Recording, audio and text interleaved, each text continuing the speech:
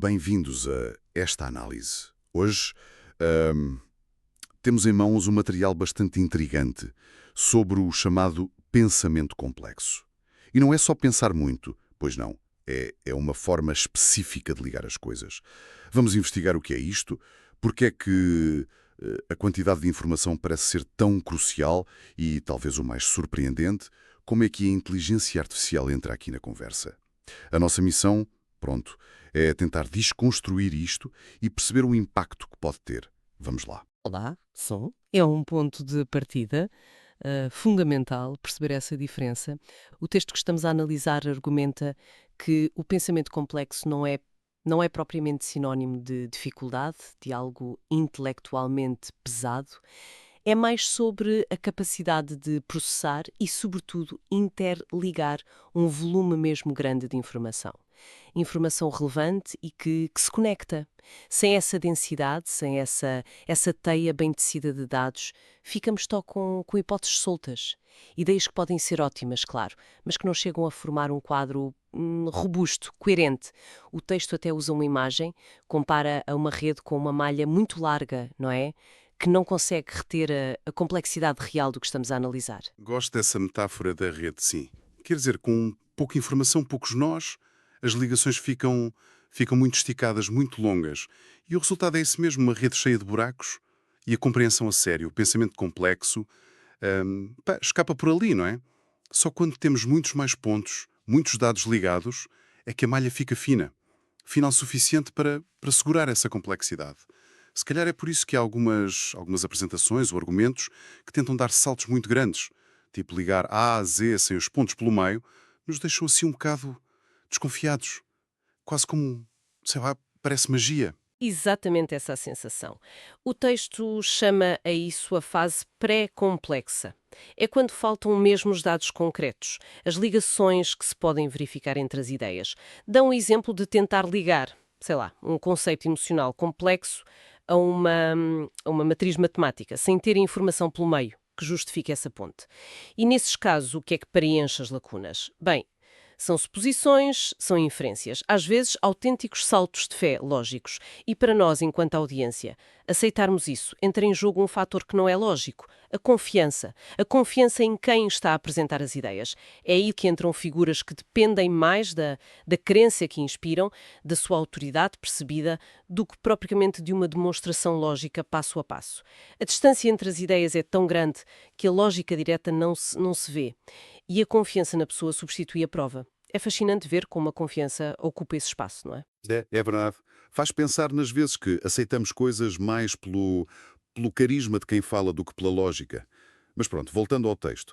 Quando conseguimos construir essa rede de malha fina, quando a informação é densa, rica, aí sim o pensamento complexo pode aparecer. E é aqui que o texto começa a lançar umas ideias mais provocadoras.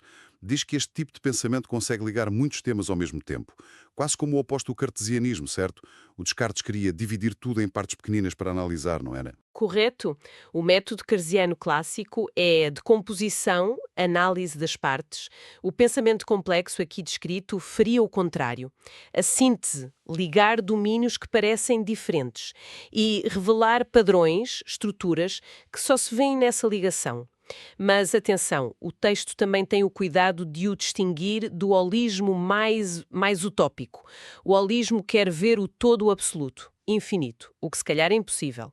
O pensamento complexo foca-se em construir uma visão integrada a partir de um conjunto vasto, sim, mas finito de informações relevantes. Não quer abraçar tudo, mas sim criar um modelo coerente e rico com o que se tem. Ok, percebo a distinção. E qual é a grande vantagem de chegar a esse estado? De ter essa rede densa? O texto diz que a consequência principal é podermos comunicar essas ideias complexas de forma muito mais eficaz. Mais abrangente.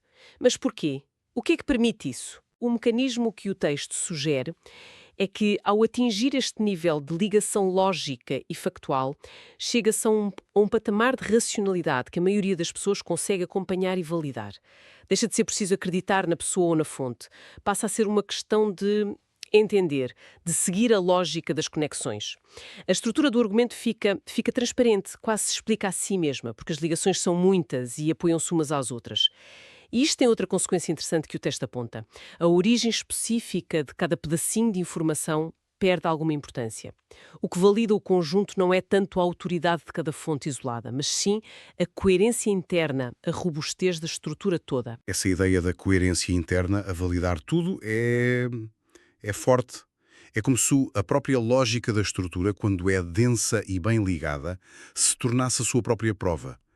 E os dados que não encaixam, o tal ruído, ficam de fora. Não porque alguém os tire, mas porque não se integram na teia. O texto até usa uma analogia engraçada. Um circuito elétrico complexo, onde a energia vai pelos caminhos mais lógicos e ignora os becos sem saída. A consistência do sistema repele o que não interessa. Precisamente. E essa autovalidação pela coerência abre a porta para a parte talvez mais disruptiva da análise, o papel da inteligência artificial. A tese que se avança é que a IA, com aquela capacidade brutal de processar e cruzar volumes de dados que nós sozinhos nem sonhamos, pode tornar-se um motor para gerar conteúdo que reflete o até que é pensamento complexo. A IA podia construir essa rede de malha fina muito mais depressa e de forma mais completa do que nós. E o humano, bem, podia passar a ser só um expositor, um comunicador desse conteúdo gerado pela máquina. Epá, isso é quase vertiginoso pensar nisso. Se a IA pode gerar conteúdo complexo, robusto, o que é que acontece à forma como nós avaliamos a informação e quem a transmite? Quer dizer que a validação passa ainda mais da figura do especialista para a qualidade do próprio conteúdo. A sua lógica, a sua utilidade, a sua capacidade de explicar as coisas. É essa a implicação direta que o texto explora. A validação tenderia a focar-se cada vez mais na estrutura lógica, na complexidade que se pode demonstrar, na utilidade prática e menos na fama, na credibilidade prévia ou no carisma de quem apresenta. O material até sugere que este conteúdo gerado por IA, por vir de uma trama tão grande, de uma rede de dados tão vasta, seria potencialmente mais fácil de ser racionalizado e aceito por muita gente, porque a sua base lógica seria massiva e verificável, pelo menos em teoria. Claro que isto levanta questões profundas sobre o futuro de certas profissões, figuras públicas. Sim, o texto não foge a essa questão. Aborda mesmo o que isto pode significar para figuras que construíram a sua influência na capacidade de criar narrativas que convencem, muitas vezes tapando buracos de informação com emoção, simplificações ou suposições fortes. Menciona explicitamente oradores de autoajuda, populistas e outros chavacadores profissionais. Reconhece que tiveram a sua utilidade histórica, para o bem e para o mal, a formar mentalidades, a mobilizar pessoas, mas levanta a hipótese de se tornarem progressivamente irrelevantes. A lógica apresentada é que a forma de comunicação deles, que depende muito dessas suposições para fazer a ponte onde faltam dados, a tal rede com buracos, perderia apelo face a alternativas, como conteúdo gerado por IA, que oferece complexidade, lógica, validação racional e utilidade. A necessidade de acreditar no orador diminui face à capacidade de compreender a estrutura do conteúdo, mesmo que a origem não seja humana. O texto até estende isto ao impacto na educação, sugerindo uma pressão enorme para os professores deixarem de ser só transmissores de factos e passarem a ser mentores. Essa ideia da transição para mentores parece mesmo crucial. Se a informação complexa e bem estruturada fica mais acessível, pela IA, por exemplo, o valor humano passa a ser guiar a pessoa nessa informação, ajudar a fazer as perguntas certas, a ligar a teoria com a prática, com a experiência de vida. O texto valoriza aqui o conhecimento tácito, a experiência vivida, coisas que a IA, não tem da mesma forma.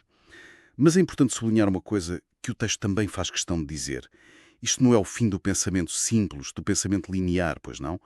Não é que agora tudo tenha que ser complexo. De forma alguma, o texto é muito claro nisso. O pensamento linear, o raciocínio causa e efeito, a lógica sequencial, continua a ser absolutamente vital para imensas tarefas do dia-a-dia, para resolver problemas diretos. Não é uma substituição, é uma integração. O pensamento complexo usa o pensamento linear como ferramenta, não o deita fora. É uma relação de e, não do ou. Usamos a ferramenta certa para o trabalho certo. A complexidade não é um fim em si, é um meio para lidar com problemas que pedem essa abordagem mais ligada. Percebo. Portanto, mesmo que no futuro a IA consiga gerar análises supercomplexas, o fator humano continua a ter um papel central. E o texto identifica esse papel com uma palavra: discernimento. Podemos explorar um bocadinho o que é isso do discernimento aqui.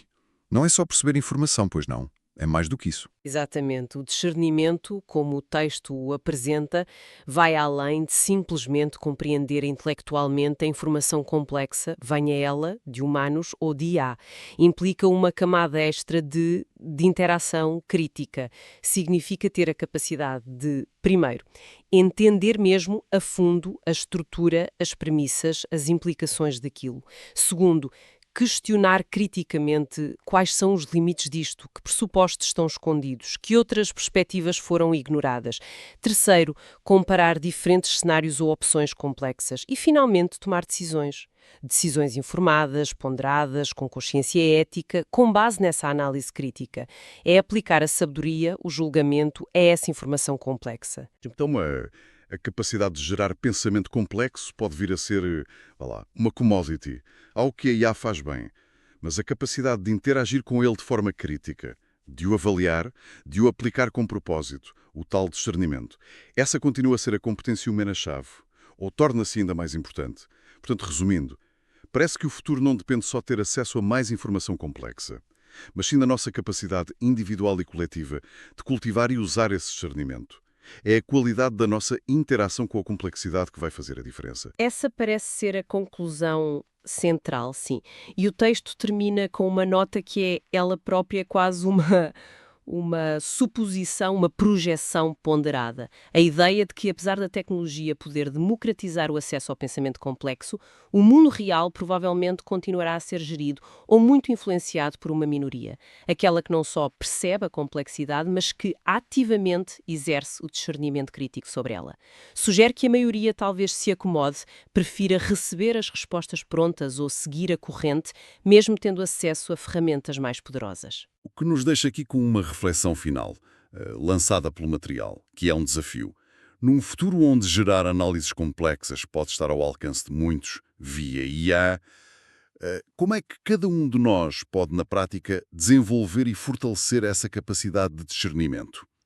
O que é que significa, no dia-a-dia, cultivar essa habilidade, não só para absorver informação densa, mas para a desafiar, para comparar conclusões, para tomar decisões mais autónomas e fundamentadas? Como é que evitamos ser só consumidores passivos de complexidade gerada por máquinas e passamos a ser participantes ativos e críticos neste novo mundo de informação?